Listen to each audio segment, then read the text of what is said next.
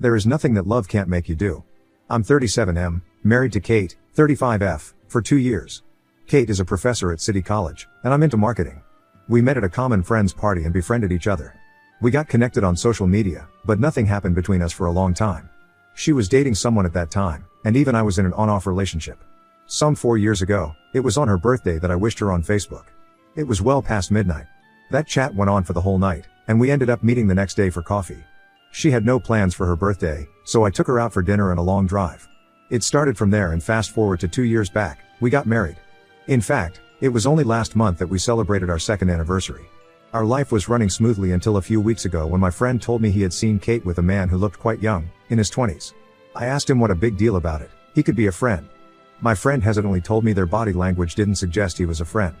They were sitting very close to each other, and the guy's hand was on Kate's waist, and his lips were almost feeling her cheeks. My friend said he stood there for a while to see if it was just a mere misunderstanding, but he actually saw them cuddling. I asked him if he had taken any pictures of them. He said it happened so suddenly that it just didn't click him to take pictures. Besides, it was a public place, and he was afraid that people would have frowned at him for clicking a couple in their romantic moment. Although I believed my friend, it was just too vague to confront Kate about this. I could not just label her to be a cheater on the basis of what my friend had seen. On returning home, I saw Kate busy reading a book. I wanted to ask her if she had met her friend that day, but I couldn't figure out the best way to ask this without sounding suspicious. It would have been easier if we were a couple who shared every minute details of the day with each other. It wasn't that we didn't share anything, but we didn't share everything, just the important ones. In order to get into the zone, I started small talks with Kate. I made up a story that I bumped into my school friend today at a client meeting. He was our client, and we ended up having lunch together. Her reaction was very generic. "Oh, that's nice. Must have been great catching up with your old friend." I was like, "Yeah." I further asked her about her day. She said it was just normal, nothing special had happened, and got back into reading her book. I sensed that something was off. If that guy was her friend or colleague, she would have told me about having lunch with him. He was indeed not her friend. From that day onward, my mind got alert and I started noticing Kate very closely. I noticed her for a few days but found nothing suspicious in her behavior. However, I just couldn't let it go, so I made my next move, checking her phone. So, that night, when she was asleep, I logged into her phone. Her inbox and social media were clean except for the general chats from her colleagues and students. Then I checked her phone log, but nothing seemed suspicious. I scrolled the history to look up the call history of the day when my friend had seen her with a man. I found a phone call just during the time my friend had seen them together. The contact was saved as Rumi 16, which meant he was her student of the 2016 batch. Kate saves the contact of her student with name and batch number for easy recognition. I was perplexed. It was still believable that she was sitting closely with a friend but with her student. It sounds so weird and gross. I realized that I scanned the chats of her colleagues and friends but didn't see the chats of her students. Your wife sleeping with her student is the last thing one can imagine. I opened her WhatsApp again and looked for Rumi's chat, and there it was. She had been sexting him for the last few months. Prior to that, the chat was of 2016, with messages of farewell and good wishes. It seemed that 2 months ago, he texted her that he was back in the city. Apparently, he moved to Texas after his graduation. I didn't have the time to read all the messages one by one, so I exported the chat to my mail and deleted the history. I wanted to read everything she had been saying to her young lover. I spent the night reading and rereading the conversation.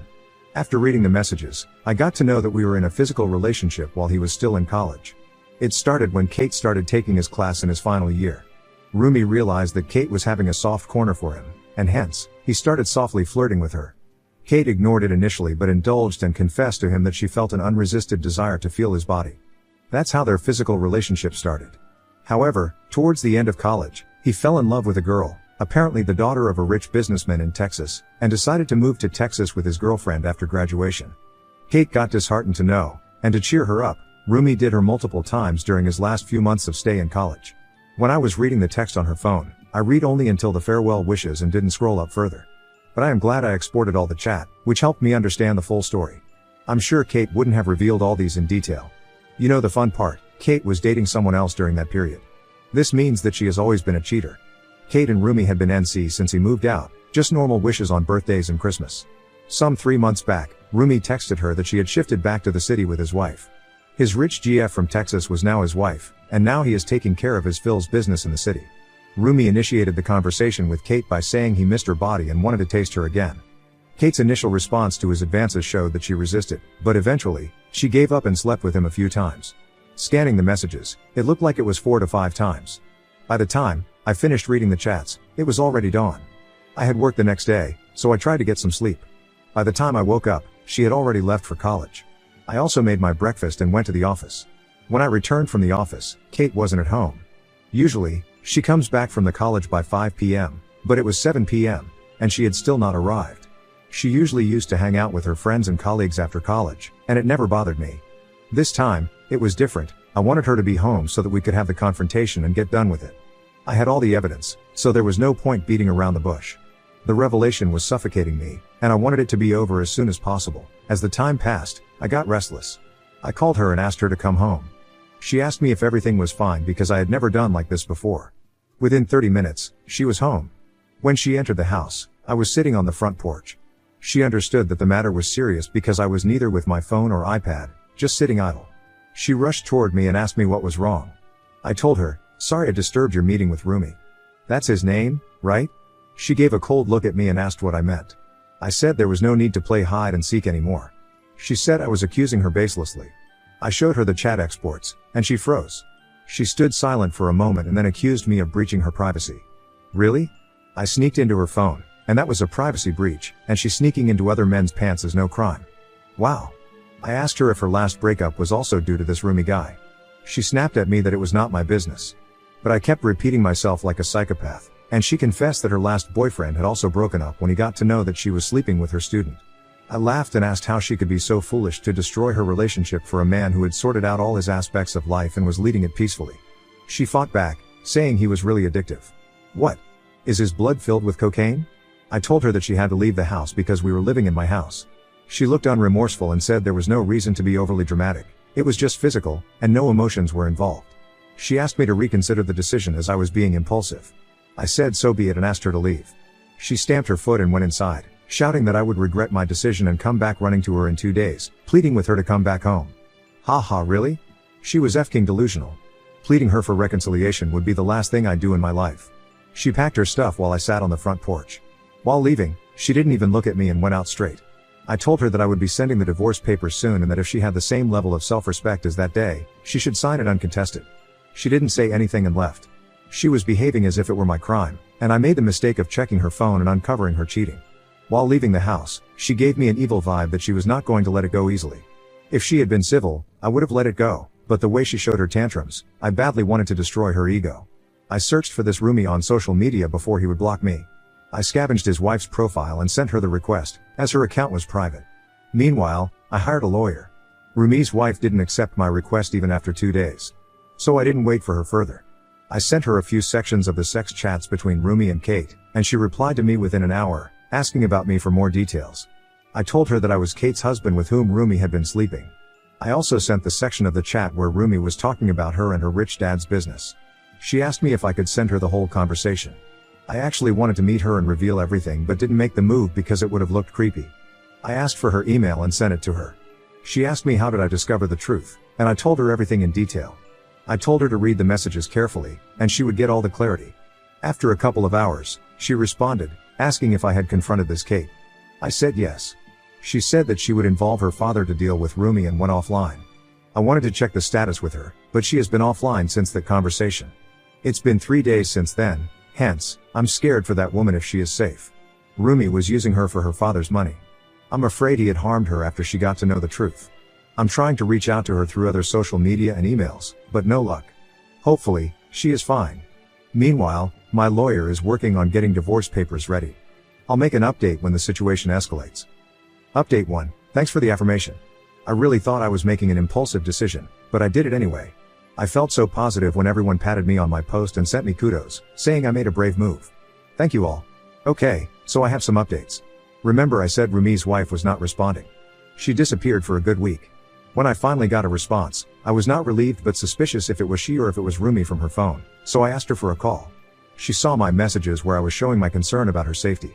She called me immediately, and then I was relieved. She told me that as soon as she completed reading the messages, she took the first flight to Texas. She was alone in this city and didn't want to deal with Rumi alone, who sounded so shady on the chat, so she involved her parents. She had switched off her phone for a week at her lawyer's suggestion because Rumi was trying all means to contact her. Her parents were afraid that if he got to talk to her, he might be able to convince her by giving some SHT reasons.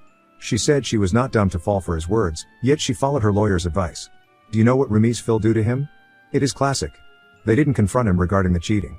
Instead, they said that they had identified some accounting issues in the office handled by Rumi, and until it was over, he should stay away from his wife. Rumi was not able to place his fingers on the sudden suspicions of his in-laws. His Phil thought that a cheating case in court would not have done a lot of damage to Rumi because the court doesn't punish you for infidelity. At max, he would have been asked to pay alimony for the mental stress of his wife, but his Phil didn't need money, he wanted to destroy him. A few days after this, do you know who reached out to me? Rumi. His exact words were, "Dude, your wife is F-king delusional. She is making up stories and insisting I marry her. Doesn't she know I'm 10 years younger than her? Yes, we had sex, but I can't marry everyone I sleep with." What happened was, when Rumi told Kate about his issues with his in-laws, Kate said that it was I who had leaked the chats to his wife. But Rumi said that no one was talking about the affair, they were concerned about the accounting issue in the company. Rumi thought Kate was using the opportunity to convince him to marry her. I was actually laughing at his messages. He is no less delusional than Kate. He genuinely thought that his in-laws were upset because of the accounting issues and had no clue about his cheating. At least a month after the D-Day, the divorce paper was ready. I called Kate's mother and asked if she was staying with her. She was shocked at my question because Kate was not with her. She asked me if everything was fine. I told her the truth. She didn't believe me and wanted me to share the evidence. By then, I was so exhausted proving this to everyone that I didn't care to make her believe me. I told her that I was sending the divorce papers to her house and told her to get it signed by her daughter.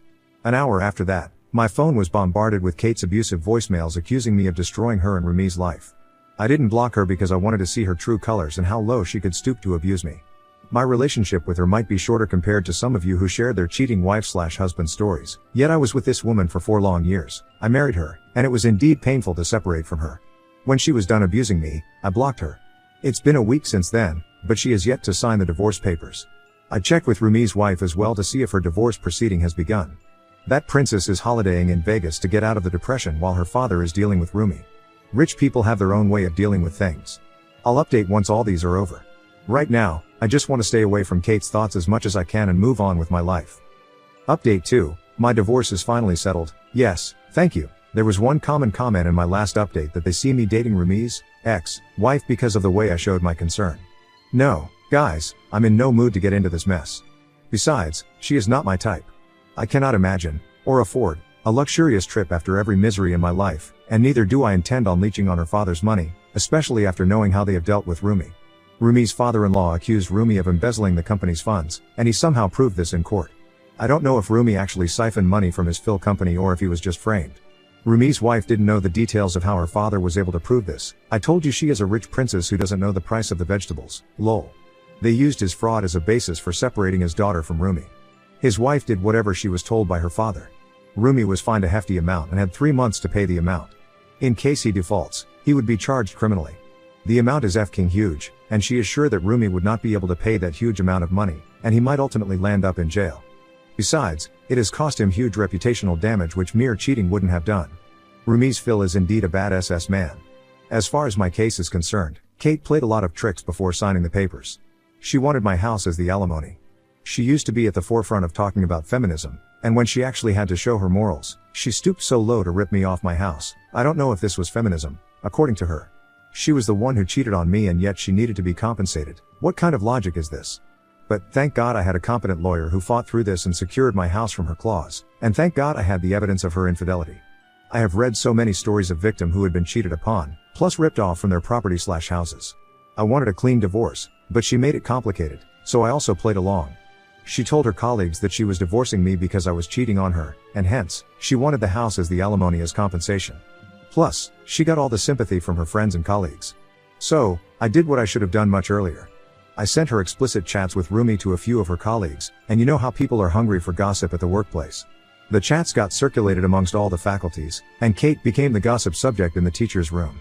Kate called me from a landline and abused me badly for leaking her chats. This time, I gave it back to her. I told her to sign the papers, or else I would leak them to her friends as well as to her college students, and it might become the next viral thing in the city. My voice was cold and stern and she knew I could do it. I never thought of playing this dirty, but she forced me to. In fact, I didn't share it with her mother when she didn't believe my words because I never intended to humiliate her in this way. She agreed to my divorce terms and signed the papers in the next court hearing. Finally, I'm divorced and free from her trap. My friends are insisting that I start dating again, But I want to wait for some time before jumping on this bandwagon. Also, I haven't been in touch with Rumi's wife since her last update on Rumi's court case. Neither I'm interested to know what happens to him.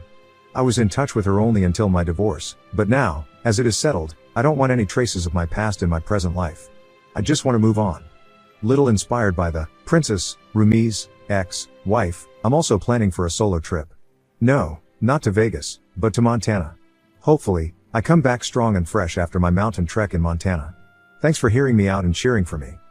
Now on to the next story. Story 2. We got married almost 3 years ago. She started having an affair with her coworker 1 year ago. I got to know that because I saw his car outside my house one day. I had my suspicions. I hired a PI and gathered evidence that she was having an affair with him. I was angry. Then I got a call from the coworker's wife that she came to know about the affair. She only had texts they used to send, but I have all the receipts of their hangouts. Together we decided to confront them. We used to meet up a lot. She told me she had suspected his affair since her pregnancy. They have 3 children together. One day we had an idea that we should sleep with each other as revenge. We did, and not going to lie, it felt good. We have been meeting and having sex for a while. She is an amazing woman. I would say she is better at some things in bed than my wife. Mostly, I am very angry towards my wife. Because in some of her texts with her affair partner, she and AP made fun of AP's wife. Saying things like she has gained weight, her vagina was destroyed, and other disgusting stuff. I cannot believe that she would say something like this while being a woman. She even made fun of my fertility issues, saying that I am not a man because the chances of me having kids is very low. I do not feel bad about my affair. I like the sex life I had with AP's wife way more than my wife. She hardly ever gives me oral but expects me to give her one. At least AP's wife was more enthusiastic about it, and it was the best oral I ever had. AP's wife wants to tell his husband. I guess we are both tired about carrying out the revenge affair. We both got carried away. We were both so driven by the revenge that we got addicted to it. I will confront my wife soon. I already have the divorce papers ready. Since we do not have a joint account or marital assets, it will be easy for us. AP's wife might have some problems because they have kids, but she has the power to take them to cleaners. I know I sound like an awful person. But I am already checked out of my marriage. Updates 1. I slept with my wife's affair partner's wife and I am divorcing her soon. I totally forgot about this Reddit account. Well, I do have an update like most of you requested. I served her divorce papers on 16th of July. I delayed because I needed to get some things in order. So, I served her divorce papers at her work. When she came home, I packed up her things and told her to go and stay with her dad. She did what typical cheaters do. She begged, apologized, and blamed me for her affair. I was prepared for all of that. She was stubborn and told me she will not leave and will fix our marriage. I reminded her the house belongs to my parents. Their name is on the house. If she doesn't leave, I can call them and have her evicted. I had already called her sister. I thought she would take her away from me, but her sister blamed me instead. That I am not a good husband if I am giving up my marriage that easily. This is where I became a bit petty and told her this is very hypocritical coming from a woman who left her husband for his cousin. I guess the apple doesn't fall far from the tree. She slapped me. I warned her this is their last chance or else I will call the police on her for assaulting me. After she left, the messages didn't stop. I didn't block her because I wanted to screenshot some of it. She said she was sorry, begging me to take her back.